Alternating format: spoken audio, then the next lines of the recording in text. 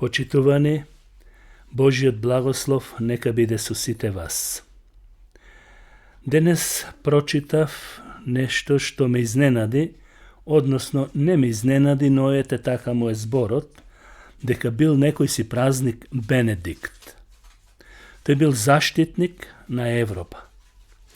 Сакав некако да го одминам тоа и да не му дадам значење, но си реков нешто ќе кажам, нешто ќе напишам, неколку реченици, зошто ваквите празници слични на нив не се вистински и не се според Божјата волја, туку се против Божјата волја.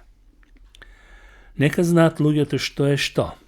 Имам неколку точки, накусо ќе ви ги кажам. Прво, Библијата вели дека славата му припаѓа само на Бог и само на Бог.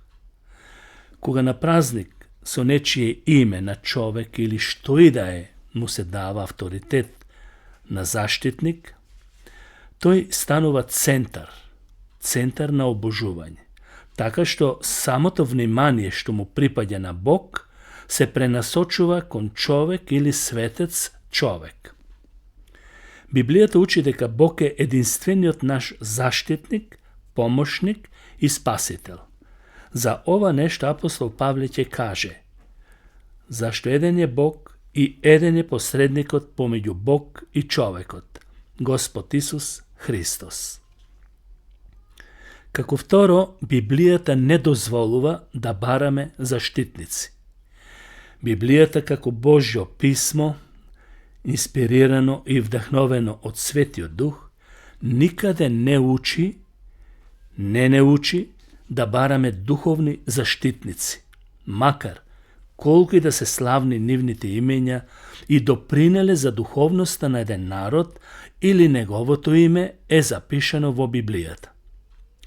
Освен самиот Бог и името на Исус, никој и никогаш не смее да стои друго име пред него, пред Бог, пред Исус Христос.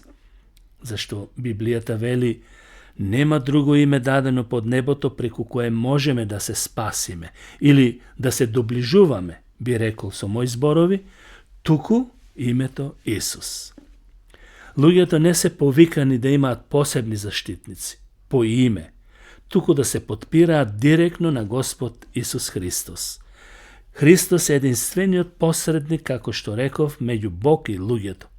А вакви стихови има многу во Библијата. Да не речам, целата Библија е со такви стихови. Трето, лесно преминува во суеверие, идолопоклонство.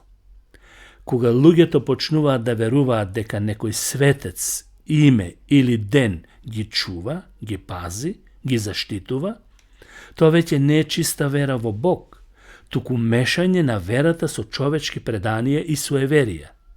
Секое додавање или одземање од писмото, од Библијата, се смета за грев и идолопоклонство. Идолопоклонството е сигурно, односно строго забрането во Библијата. И како четврто, тоа е човечка традиција, а не Божја заповед. Многу празници со заштитници се изградени врз црковната или народна традиција, а не врз конкретна Божја заповед.